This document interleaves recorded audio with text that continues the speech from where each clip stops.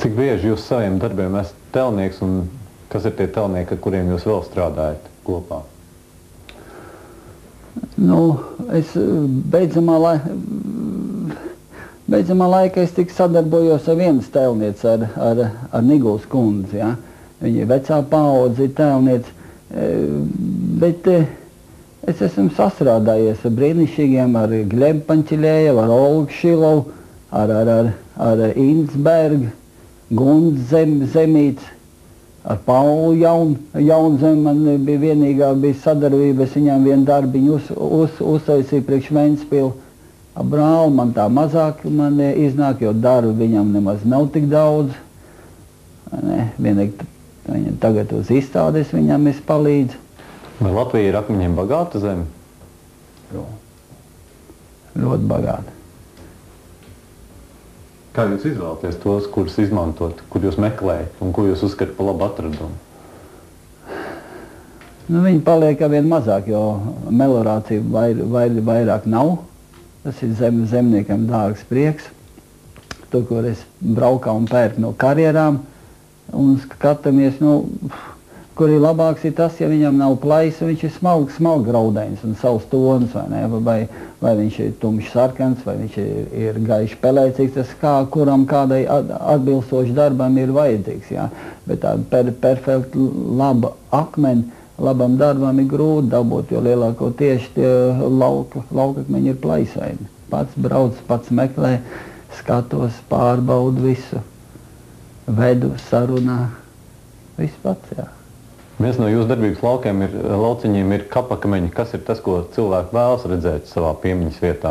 Kaut ko netradicionāli, tāds, ka citiem nav, vai ne, jā. Jo visi tie vienmuļie darbi ir apnikuši, tās zāģētās plāksnes, viņš visi ir vienāds, priekšpulēte un vārds uzvārdiņš, vai ne, jā. Un vēlas, ka kaut ko savādāk, kaut ko dabīgāk, vai ne, kaut kādu, zinām, apstrādi. Kaut ko interesantāk, bet tas, lai būtu savādāks kā citiem. Ir tāda akmeņa, ko es nemaz negribu taisīt, ko daba ir izveidojusi, vai ne, kad viņiem ir jāpaliek tādiem, kādi viņi ir. Viņš nedrīkst aiztikt, jo daba jau viņas ir izveidojusi, ir zem zemes. Visus tos miljonus gadus atpakaļ, kas šļūdons nāca, vai ne, jā, un tas viss tika izveidots, jo to pat telnieks to pat neizveidos pasaulē neviens to, ko ir izveidojusi daba. Viņi tik pareizi ir jāparāda, ir cilvēkam pareizā stāvoklī, ir jānoliek, vai ne, ir tas akmens, un tad viņš kaut ko izsaka, jo jebkuras akmens jau izsaka tēlu arī. Vai kāds pasūta arī piemiņas vietu sev? Jā, dzīvam esot. Pasūta. Tas nekas slikts nav. Viņš jau domā par nākotni. Es jau kādreiz arī drīz sāku domāt, jo agri vai vēl es jau palikšu vecs kraķis vai ne, jā, knap kājuši vilks, un vai man bērni rūpēsies par manim un taisīs to, es nezinu, vai ne, bet kā vecos laikos es jau visu to sagatavošu, to visu. Ir cilvēki, kam esmu taisījis, vai ne, uz laukiem vedis, un padomu laikā tā arī taisījis ir, kas ir izvēlējušies savu domu, tādu, kādu viņi grib, un viņi grib redzēt, kāds tas piemineklis būs, un viņi uzstāda arī. Es uzskatu, ka tur nekas slikts nav. Ja jau agrāk zārgs taisīja un lika uz bēniņiem, un viņi stāvēja tur gadiem ilgi, vai ne, kāpēc akmens nevar stāvēt kapos? Viņš stāv. Kas ir tie cilvēki, kas pie jums strādā? Tie, kas ir gribējuši strādāt, tie vēl tagad strādā. Tie, kas nav gribējuši strādāt, tie 2-3 mēneši pamācās un pazūd, ne, jā. Jo viņi daudz domā, ka akmens darba un ka tā nauda birs tā kā pa traktoru, vai ne, tas tā nav. Cik daudz amatniecības kameru kopumā, teiksim, atbalsta valsts? Tikai zinu, ka Vācijas amatniecības kamera ir finansējusi, ir palīdzējusi, ir Itālijas, ir kāda tur kamera, ir palīdzējusi arī, un programmas tiek sastādīts, cik es zinu, vai ne, jā.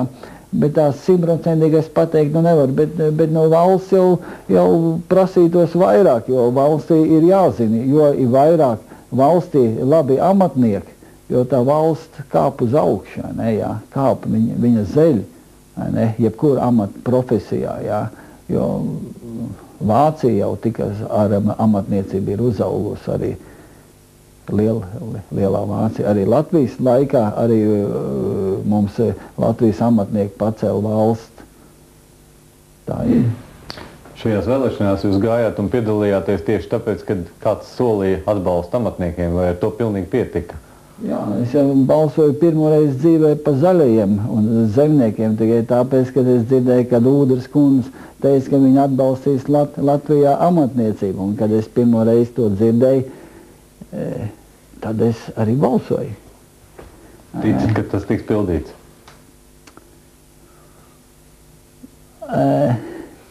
97% es neticu. 3% es atstāju, lai ticētu, vai ne, jā. Jo ticībai ir jābūt jebkuram cilvēkam. Ir jābūt. Tad jau redzēs. Zinu, ka kādu laiku atpakaļ jums piedāvāja lielu naudu kādam lielam projektam, iespēja attīstīt savu šo biznesu. Jūs atteicāties. Kas tas bija un kāpēc atteicāties? Ne, man piedāvāja, var sakot, uzbūvēt fabriku, rūpnīcu. Un mēs nolēmām pie slēdziena, kad viņi varētu uztaisīt Liepājā, brīvā ekonomiskā zonā, akmeņus apstrādes uzņēmumu. Viņi būtu Baltijā, būtu pat modernākā, būtu visi modernākie darba galdi, kādi vien ir. Visi darba galdus būvēt ārzemēs, Somijā, Makrona rūpnīcā. Nu, vienkārši es nobaidījos pa vecis esmu. Katram laikmetam jābūt savām zināšanām. Tas vēl neko nenozīmē, kad es tur varu izkaut jebkuru darbu, es varu izkaut viņu vai ne, jā. Bet jābūt ir ekonomiskām zināšanām, tādas man nav. Un līdz ar to, jā, man pēc 5 minūtēm, ja es būtu piekritis, tad man būtu uz galda būt pilna kaudze naudu un parakstīt līgumu un darbu iet uz priekšu, ne? Bet vienkārši es nobaidījos, jā, jo es nezinu, kā tas attīstītos tālāk visu. Un tā es atteicos. Vēlāk nav nožēlot? Nē, nav. Un akal es nonācu pie slēdziena, vēl šodien, ka man kaut kāda ārēji spēki, man pateica nelien tur, kur tev nav vajadzīgs. Viena no svarīgākajām niansēm jūsu darbā ir tā saruna ar pasūtītāju. Ko tai brīdī var uzzināt par viņiem, ko var uzzināt par visu kopējo situāciju, teiksim, Latvijā? Kā cilvēki jūtas?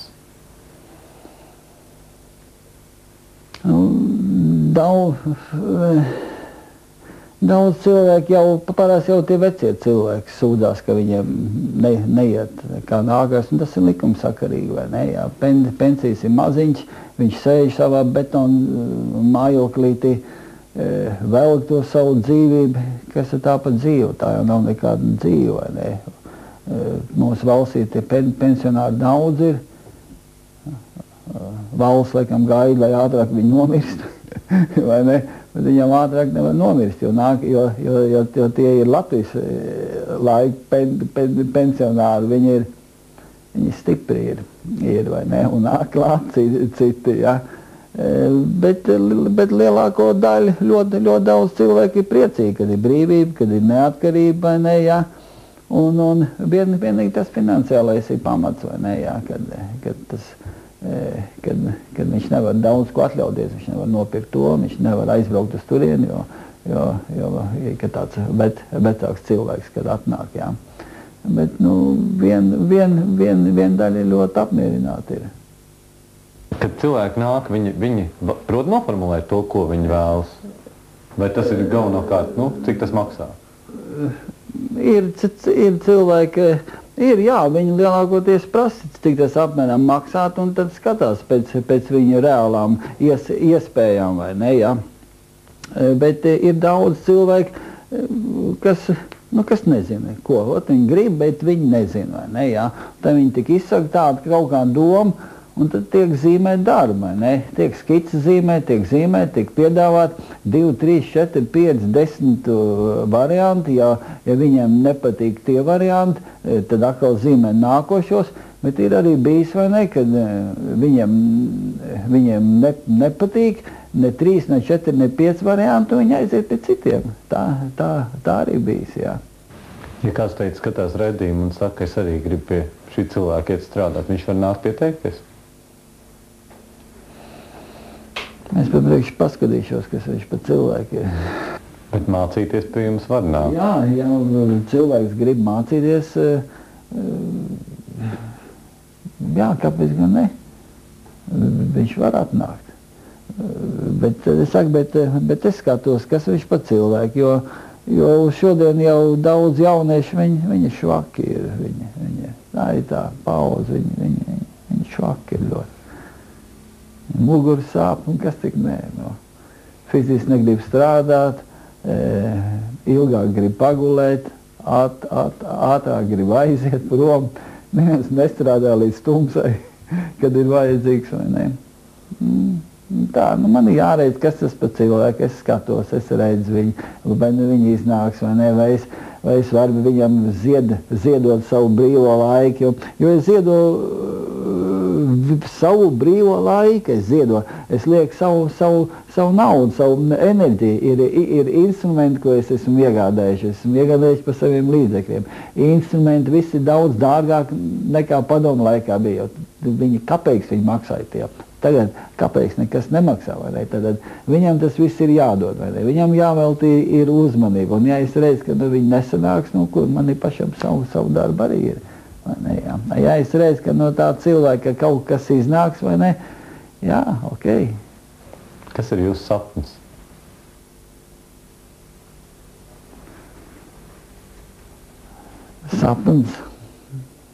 Sapņi jau ir daudz ir. Sapņi ļoti daudz ir.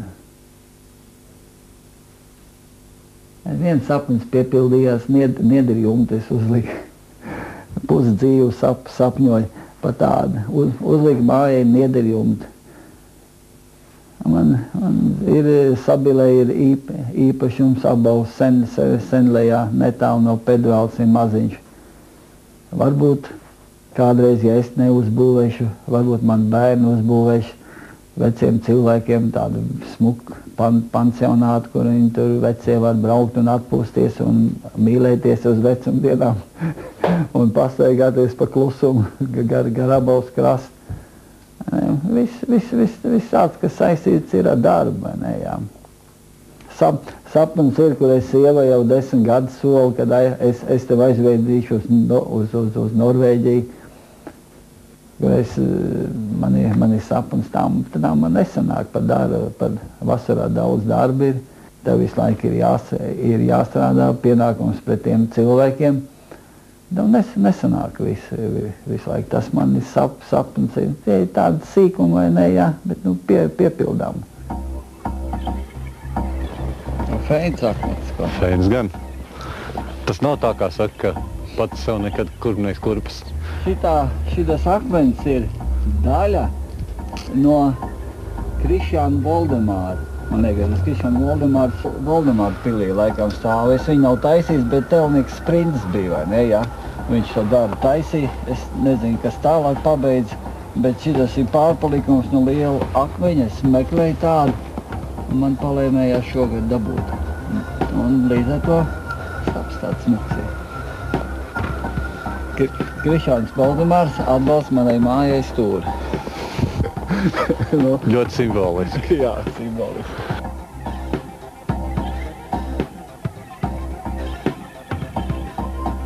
Šodien es sarunājos ar akmeņkalu Ivaru Feldbergu, bet rīt tiksimies ar basketbolistu Kasparu Kambalu. Visu labu!